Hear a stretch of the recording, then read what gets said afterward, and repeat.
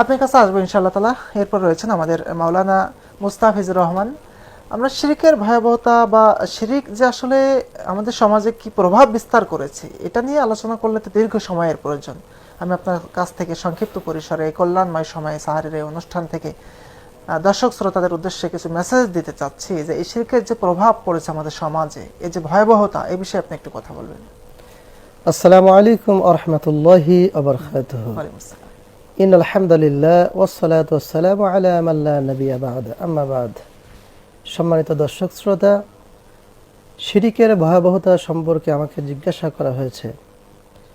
আল্লাহ সুবহানাহু ওয়া তাআলা সূরাতুন নিসার ৩৬ নম্বর আয়াতে কারিমার মধ্যে বলছেন, ওয়া'বুদুল্লাহা ওয়া লা তুশরিকু বিহি শাইয়্যা।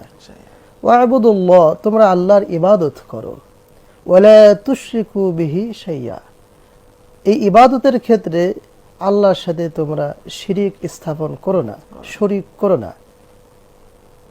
আমরা মুসলিমরা অধিকাংশ ইবাদতের ক্ষেত্রে আল্লাহ সুবহানাহু ওয়া তাআলার সাথে শিরিকের মতো ভয়াবহ জঘন্যতম অপরাধ বা গুনাহের কাজের দ্বারা জড়িয়ে পড়ছি। যেমনটি আল্লাহ সুবহানাহু ওয়া তাআলা সূরা মাইদার ৭২ নম্বর আয়াতে কারিমার মধ্যে বলেছেন, ইন্নাহু মায়ুশরিক বিল্লাহ ফাকাদ হারামাল্লাহু আলাইহিমুল জান্নাহ ওয়া মাওয়াহুন নার ওয়া মা লিয-যালিমিনা মিন আনসার। আল্লাহ সুবহানাহু ওয়া তাআলা বলছেন, নিশ্চয় শিরিক এমন অপরাধ, এমন জঘন্যতম অপরাধ যেটা করলে বান্দার জন্য আল্লাহ সুবহানাহু ওয়া তাআলা জান্নাতকে হারাম ঘোষণা করে দেন। নাউযু বিল্লাহি মিন যালিক। ওয়া মা লিয-যালিমিনা মিন আনসার, এই ব্যক্তির জন্য আল্লাহ সুবহানাহু ওয়া তাআলা তার আবাসস্থল নির্ধারণ করে দিয়েছেন জাহান্নাম, আর এই জালিমদের জন্য সেদিন কোনো সাহায্যকারী থাকবে না। অতএব পবিত্র কোরআন মাজিদের এই আয়াতদ্বয় দ্বারা এটা প্রমাণিত হলো, শিরিক হচ্ছে আল্লাহর নিকটে সবচাইতে বড় অপরাধ। যেই গুনাহ করলে আল্লাহ সুবহানাহু ওয়া তাআলা বান্দার প্রতি এত বেশি নারাজ থাকেন যে বান্দার জন্য জান্নাতকে হারাম ঘোষণা করে দেন এবং জাহান্নাম কনফার্ম করে দেন। এজন্য শিরিকের মতো অপরাধ থেকে আমাদেরকে বেঁচে থাকতে হবে। শাইখ, দেখেন আমরা শিরকের মতো যে ভয়াবহ গুনাহের কথা আপনি বলেছেন, আমরা চাইলেও কিন্তু শিরকের এ থেকে বের হতে পারি না। কারণ শাইখ বলেছেন একটু আগে যে আমরা ছোটবেলায় যেমন আমাদের যখন দাঁত পড়ে যেত, আমরা ইঁদুরের গর্তের কাছে যে বলতাম যে ইঁদুর আমাদের এই ভাঙা দাঁতটা নাও এবং ভালো দাঁতকে আমাদেরকে দাও। এটা তো সে সময়ের কথা। এখন আমরা অনেক সময় কিন্তু অনেকে শিরকের ভিতরে চলে যাচ্ছি, শিরকের ভিতরে আমরা হাবুডুবু খাচ্ছি। এই শিরিকের পরিচয়টা কিন্তু যদি কোরআনের জ্ঞান, হাদিসের জ্ঞান না থাকে তাহলে কিন্তু আমরা এ থেকে বাঁচবো না। হ্যাঁ, রাইট। কারণ আমরা এমন এমন কথা বলি, যেমন দেখেন আমরা সাধারণত বৃষ্টি হচ্ছে, আমরা বলছি বৃষ্টি হওয়ার সময় বলে না, অসময়ে বৃষ্টি হচ্ছে। আমরা গ্রামাঞ্চলে বিশেষ করে আল্লাহর এই নিয়ামতকে আমরা অস্বীকার করলাম। আমরা বিশেষ করে গ্রামাঞ্চলে মা বোন যারা রয়েছেন তারা এই ধরনের কথা বলে থাকেন। এরপরেও এরকম কথা রয়েছে যে ওহ, অমুক ব্যক্তি যদি না আসতো তাহলে বাঁচানো যেত না, বা অমুক ডাক্তারের কাছে না গিয়ে যদি না যাইতাম তাহলে বাঁচানো যেত না। রমজান মাসেই তো আপনার দুধ সাহরির সময় দুধ পান করলে বিকালবেলা বলে যে যদি দুধটা না থাকতো তাহলে আমরা সিয়াম পালন করতে পারতাম। তো এই ধরনের কথাও কিন্তু শিরকের অন্তর্ভুক্ত আসে। আমাদের মূল সমস্যা হচ্ছে কোরআন এবং সুন্নাহর সঠিক জ্ঞান না থাকার কারণে সামাজিক ধর্মীয় কুসংস্কার যেগুলা শিরিকের মতো ভয়াবহ যে আকীদা, এটা আমরা লালন এবং পালন করে থাকি। এছাড়াও আমরা শিরকের যে ভয়াবহতার কথা যদি আপনাকে বলি, আমরা দেখেন অনেকে রয়েছে ঐক্যবদ্ধভাবে কিন্তু শিরিক আমাদের সমাজে প্রচলন ঘটে যাচ্ছে। আমাদের দেশে বিভিন্ন যদি বলা হয় যে মাজারের কথা বলি, মাজার পূজার কথা দেখেন বিভিন্ন, আমরা যদি সিলেটের শাহজালালের কথা বলি, তিনি নিশ্চয় একজন আলেম ছিলেন এবং একজন ভালো মানুষ ছিলেন, পীর ছিলেন, উস্তাদ ছিলেন, অথচ তাকে কেন্দ্র করে যে কাজগুলো সেখানে হচ্ছে সেটা কিন্তু ইসলাম এলাও করে না। সেখানে আগরবাতি, মোমবাতি এগুলো দেওয়া হচ্ছে এবং মানুষ কি করে সেখানে যে সিজদা দিচ্ছে, অথচ সিজদা দিতে হবে শুধুমাত্র সিজদা পাওয়ার একমাত্র হকদার দাবিদার আল্লাহ সুবহানাহু ওয়া তাআলা। মস্তক নত করবে বান্দা একমাত্র আল্লাহর জন্য। আমি শাইখ এই কথা তুলে ধরার জন্য, যেহেতু শিরকের বিষয়ে আলোচনা, রাসূল সাল্লাল্লাহু আলাইহি ওয়াসাল্লাম একটি পাহাড়ি অঞ্চল দিয়ে হেঁটে হেঁটে যাচ্ছিলেন। তখন একটি উট ভিতর থেকে এসে রাসূলকে দেখে সিজদা দিয়ে দিলেন। সাহাবীরা সাথে ছিলেন। সাহাবীরা বললেন, ইয়া রাসূলুল্লাহ, আপনিও আমাদেরকে পারমিশন দেন, অনুমতি দেন যে আমরাও আপনাকে সিজদা করি।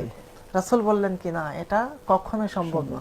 পৃথিবীতে যদি কোনো মানুষকে সেজদা দেওয়ার আদেশ থাকতো স্ত্রীদের তাহলে স্ত্রীদেরকে বলা হতো তোমরা তোমাদের তোমাদের স্বামীদেরকে স্বামীদেরকে সেজদা করো। সিজদা করো। তো আল্লাহ রাসূল বললেন যে না, সেজদা একমাত্র আল্লাহর জন্য। আল্লাহর জন্য হবে। তিনি বিশ্বনবী, সাহাবীদেরকে কথা বললেন। অথচ আজকে আমাদের সমাজে এই অবস্থা ঘটছে যে প্রত্যেক দরবারগুলোতে, মাজারগুলোতে শিরকের আকড়ায় শিরকের আস্থানা। আল্লাহ আমাদেরকে হেফাজত করুন। আমিন, আল্লাহুম্মা আমিন। জাযাকাল্লাহ। আমরা সময় আমাদেরকে বলে দিচ্ছি, আমাদেরকে বিরতিতে যেতে হবে। দর্শক, এতক্ষণ পর্যন্ত গুরুত্বপূর্ণ আলোচনা শুনছিলেন। দুজন বিজ্ঞ আলোচক রয়েছেন। রমজানের কল্যাণময় সময়ে শিরকের ভয়াবহতা, শিরিক থেকে বাঁচার উপায়, এ সকল বিষয়ে আমরা কথা বলেছি। সাথেই থাকুন, যাচ্ছি বিরতিতে, ফিরছি কিছুক্ষণের মধ্যে। চমৎকার আলোচনা করছিলেন। আমরা যাচ্ছি মাওলানা মুস্তাফিজুর রহমান আপনার কাছে।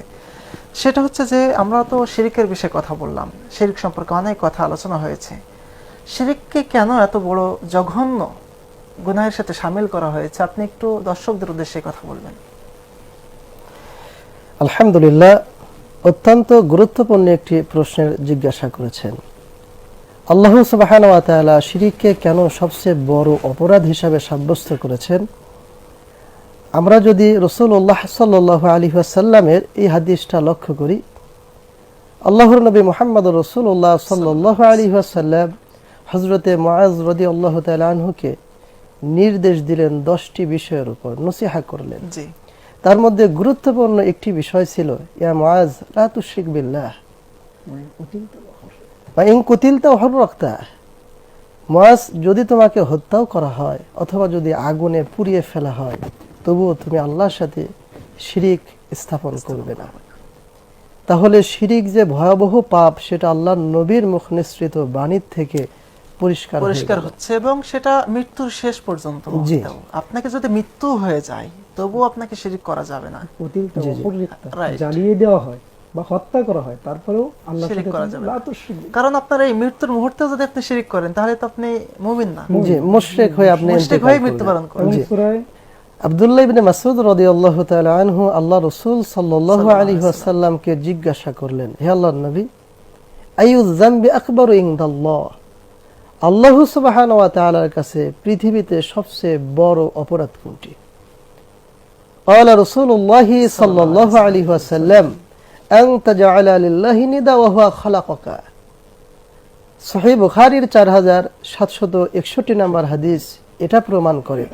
আল্লাহর নবী আব্দুল্লাহ ইবনে মাসউদকে বললেন, পৃথিবীর মধ্যে সবচেয়ে বড় অপরাধ হলো আল্লাহর সাথে অংশীদার সাব্যস্ত করা।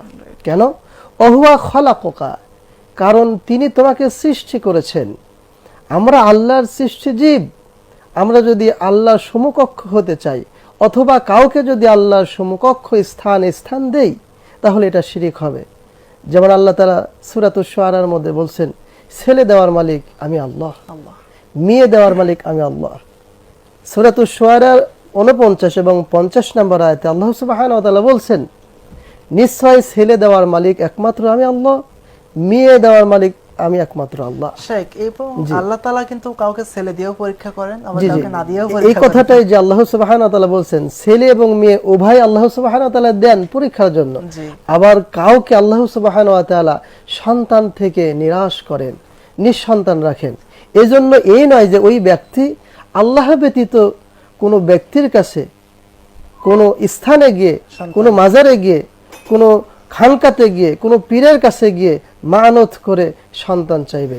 এটা অবশ্যই আল্লাহর উপর সবচেয়ে বড় জুলুম। প্রাসঙ্গিক একটা বিষয় বলতে চাচ্ছি, যেমন আমাদের প্রত্যেকটা পরিবারে, হে আমার সন্তান, হে আমার প্রিয় পুত্র, আল্লাহর সাথে শরীক করবেন। পিতা তার সন্তানকে উপদেশ দিচ্ছেন। মানে প্রত্যেকটা পরিবারের আদর্শ পিতা তার সন্তানদেরকে উপদেশ। আমি ভাইয়ের সাথে একটু যুক্ত করতে চাই। অবশ্যই। আজ থেকে প্রায় 4500 বছর পূর্বে এই পৃথিবীর একজন শ্রেষ্ঠ মানুষ, তিনি তার সন্তানকে নসিহা করছেন, আল্লাহর সাথে শিরিক করা যাবে না। শিরকের ব্যাপারে আল্লাহ সুবহানাহু ওয়া তাআলার এত ভালো লেগেছে, যেটা মুসলিম উম্মার জন্য, উম্মতে মুহাম্মাদের জন্য পবিত্র কোরআনের মধ্যে সূরাতুল লুকমানের মধ্যে আল্লাহ সুবহানাহু ওয়া তাআলা নোট করে দিয়েছেন। এটা আমাদের জন্য, মুসলিমের জন্য পারিবারিক একটা শিক্ষা, যেটা পিতা হিসাবে প্রত্যেক সন্তানকে এই নসিহা করা আমাদের জন্য ফরজ তথা কর্তব্য। শেখ, অত্যন্ত চমৎকার আলোচনা করেছেন দুজন, আপনাদেরকে অসংখ্য ধন্যবাদ জানাচ্ছি। কল্যাণময় এই সেহরির শেষ মুহূর্তে যারা দেখছেন দর্শক শ্রোতা, আপনাদেরকে অসংখ্য ধন্যবাদ। সময় আমাদেরকে বলছে বিদায় নিতে হবে। বিদায়ের মুহূর্তে আপনাদেরকে যে মেসেজটি দিতে চাচ্ছি, আসুন শিরিক মুক্ত একটি সমাজ গঠন করি, আসুন শিরিক মুক্ত একটি পরিবার গঠন করি, কোরআন এবং সুন্নাহ অনুযায়ী জীবন গড়ি। আল্লাহ রাব্বুল আলামিন আমাদের সবাইকে শিরকের ভয়াবহতা থেকে, শিরকের মতো এত জঘন্য পাপ থেকে বেঁচে থাকা তৌফিক দান করুন। সবাই ভালো থাকুন, সুস্থ থাকুন। আসসালামু আলাইকুম ওয়া রাহমাতুল্লাহি ওয়া বারাকাতুহু। এসো দিনের পথে কোরআন হাদিস পড়ি।